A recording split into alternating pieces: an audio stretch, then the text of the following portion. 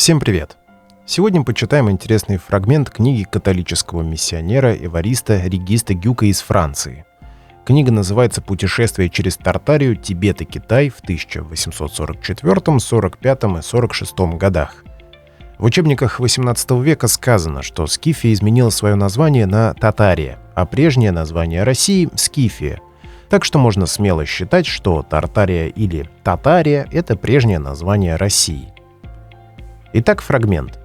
На третий день мы в полном одиночестве наткнулись на внушительный и величественный памятник древности — большой, совершенно заброшенный город.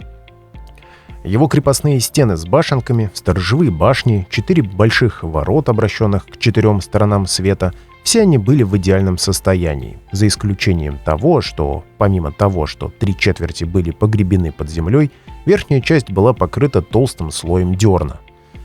С тех пор, как жители оставили город, уровень земли возвысился до того, что достигает почти до зубцов стен. Мой комментарий. Как и многие здания по всему миру, и данный город был засыпан. Мощность засыпа составила 3/4 высоты. Доехав до южных ворот, мы велели Самдатчиембе спокойно пройти с животными, а сами отправились осматривать старый город, как его называют татары. Наше впечатление, когда мы вошли в обширную ограду, было смешанным. Благоговение и печаль. Никаких руин не было видно, только очертания большого и прекрасного города, который снизу постепенно поглощался наносами ветра, а наверху — сплошным слоем травы.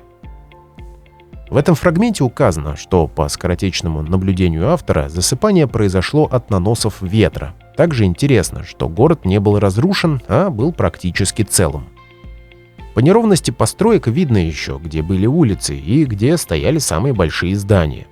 Единственными живыми существами, которых мы здесь обнаружили, были молодой монгольский пастух, молча куривший трубку, и стадо коз, за которыми он ухаживал.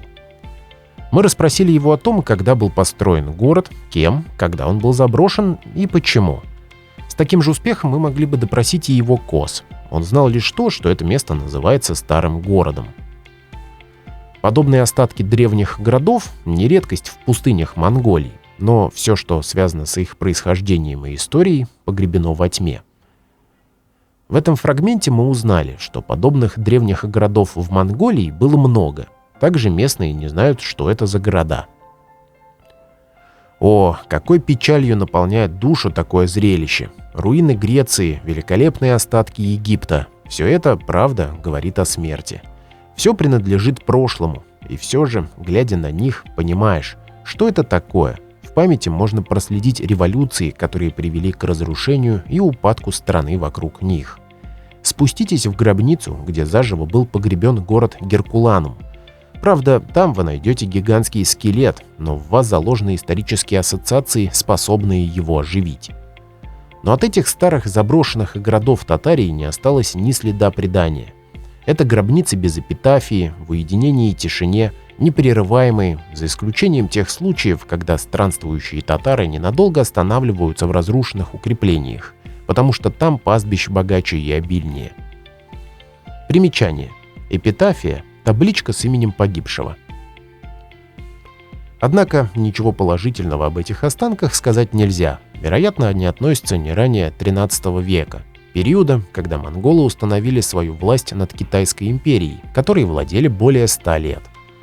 Как свидетельствуют китайские летописи, во время своего господства они воздвигли в Северной Татарии множество крупных и могущественных городов. К середине XIV века монгольская династия была изгнана из Китая. Император Юнло, желавший истребить татар, вторгся в их страну, сжег их города и совершил не менее 3 экспедиций против них в пустыню, в 200 лигах к северу от Великой Китайской стены. Мой комментарий. Так как это перевод с французского, я думаю, что изначально речь шла о моголах, тех же самых, которые пришли в Индию. Как я неоднократно показывал по учебникам географии XIX века, в Индии не было желтой расы. Соответственно, моголы — это белая раса. А татарами раньше называли язычников. То есть татары-моголы — это люди белой расы, которые не приняли христианство. Остатки этого народа, на мой взгляд, это айны. Моголы или Могул Так раньше была подписана северо-восточная часть Евразийского континента. что-то случилось, я думаю, похолодание, и моголы или могулы были вынуждены покинуть эту землю. Также они оставили заброшенные города. Официальная датировка — 1530-е годы. Оставив позади старый город, мы вышли на широкую дорогу, пересекающую ту, по которой мы ехали раньше. Эта дорога — обычный маршрут российских посольств в Пекин, называется татарами Кучеу-де-Чам, дорога дочери императора, потому что она была построена для проезда принцессы, которую один из небесных императоров выдал замуж за царя халхов.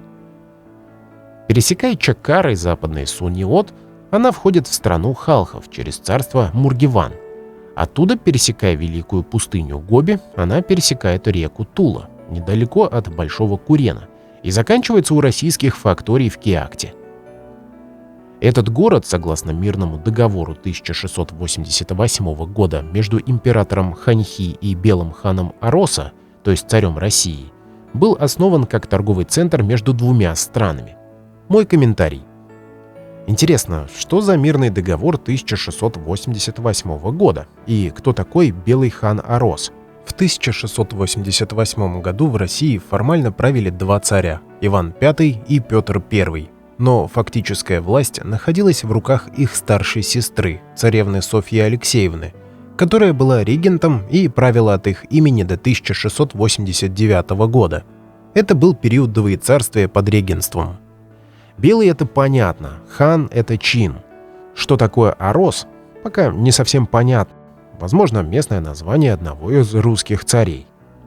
Северная часть города занята русскими факториями, южная — китайскими. Промежуточное пространство является нейтральной территорией, предназначенной для торговли. Русским не разрешается входить в китайский квартал, а китайцам — в русский. Торговля в городе значительна и, по-видимому, очень выгодна обеим сторонам. Русские привозят льняные изделия, ткани, бархат, мыло и скобяные изделия. В обмен они получают чай в брикетах, которые употребляют в больших количествах. Поскольку за русские товары обычно расплачиваются чаем в брикетах, логично, что ткани продаются в Китае по цене значительно ниже, чем на европейских рынках. Именно из-за незнания этой торговли России с Китаем спекулянты в Кантоне так часто не находят рынка сбыта для своих товаров. В соответствии с другим мирным договором между двумя державами, подписанным 14 июня 1728 года графом Владиславичем, чрезвычайным послом России, с одной стороны, и министром Пекинского двора с другой, российское правительство содержало в столице Небесной империи монастырь, к которому была прикреплена школа, где определенное количество молодых русских проходило обучение на переводчиков с китайского и маньчжурского языков. Каждые 10 лет ученики, завершив обучение, возвращались со своими духовными наставниками из монастыря в Санкт-Петербург, где их сменял новый состав. Небольшим караваном командовал русский офицер, которому было поручено доставить новых учеников в Пекин и вернуть студентов, завершивших обучение. Из Киакты в Пекин русские путешествовали за счет китайского правительства и сопровождались татарскими войсками от станции к станции. Еще одно понятие. Татарское войско означало в XVIII веке конное войско, то есть это могли быть казаки. Тимковский, возглавлявший в 1820 году русский караван в Пекин, в своем описании путешествия рассказывает, что никак не мог понять, почему китайские проводники вели его другим маршрутом, отличным от того, которым следовали предыдущие послы. Татары объяснили нам это. Они сказали, что это была политическая мера предосторожности китайского правительства, которое полагало, что, двигаясь окольными путями и бездорожьем, русские не будут знать правильный маршрут. Крайне нелепая мера предосторожности, поскольку самодержец всех русских без малейших трудностей поведет свои армии в Пекин, если когда-нибудь ему захочется отправиться к сыну неба. Совершенно очевидно, что современная Монголия имеет очень мало общего с древней Скифией или Тартарией. На мой взгляд, единственное, что их объединяет, это территория. Монголия занимает небольшую часть территории некогда огромной империи. Официально территория современной Монголии находилась под властью различных кочевых империй, включая Сюну, Сянбэй, Жужуань и другие. О Скифии здесь ни слова. Обратите внимание, что даже в 1840-х годах местные жители ничего не знали об упомянутых руинах. Приведенная выше информация о заброшенных городах Татарии не совсем соответствует кочевому образу жизни, исторически приписываемому этой территории. Я поискал слово «руины» в выше приведенной книге. Вот что у нас есть в дополнение к приведенному выше фрагменту. В этих краях Татарии часто встречаются остатки больших городов и руины крепостей, очень похожие на средневековые европейские крепости. А при вскрытии почвы в этих местах нередко можно обнаружить копья, стрелы, части сельскохозяйственных орудий и урны, наполненные корейскими деньгами.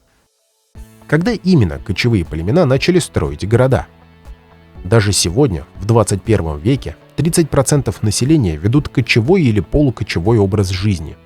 В стране очень мало пахотных земель, так как большая часть ее территории покрыта травянистой степью, с горами на севере и западе и пустыней Гоби на юге. В Улан-Баторе, столице и крупнейшем городе, проживает около 45% населения страны. Посмотрим старые карты. Трудно точно определить местоположение современной Монголии на этой карте, но я думаю, что она находилась в окрестностях Сирийки, возможно, немного севернее. На карте Урбанум-Монте 1587 года изображена та же область, что и на карте. Существует множество различных старых карт Азии, на которых изображены города и поселения этого региона. К сожалению, наличие этих карт не объясняет, когда и кто их построил. В вопросах «кто и когда» полагаться на традиционные исторические источники невозможно. Прошло почти 175 лет с тех пор, как Эварист Регист Гюк посетил территорию, ранее занимаемую Скифией Тартарией. Кто знает, сохранились ли до наших дней руины, о которых он говорил. Судя по тому, что о руинах городов в Монголии не слышно, процесс засыпания городов продолжился до тех пор, пока города не стали погребены полностью. В наши дни в поисках монгольских руин мы, по большей части, натыкаемся на так называемые руины Каракарума.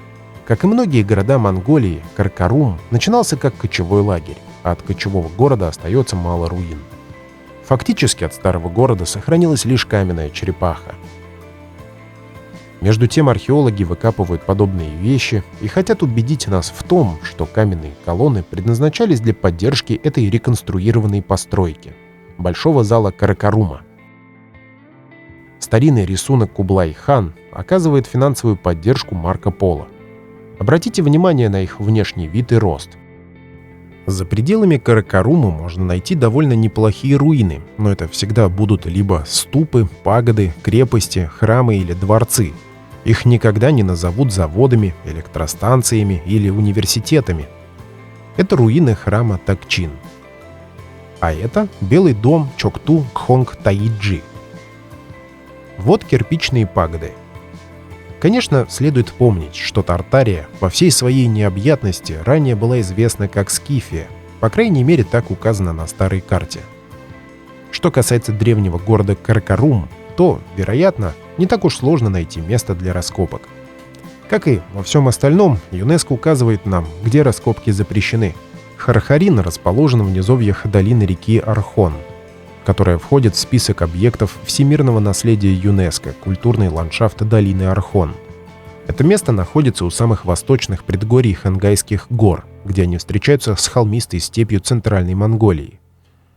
Где находятся скифские остатки великих городов и руины крепостей, очень похожие на средневековые европейские. Если бы мне пришлось гадать, 5 из них могли бы находиться прямо здесь.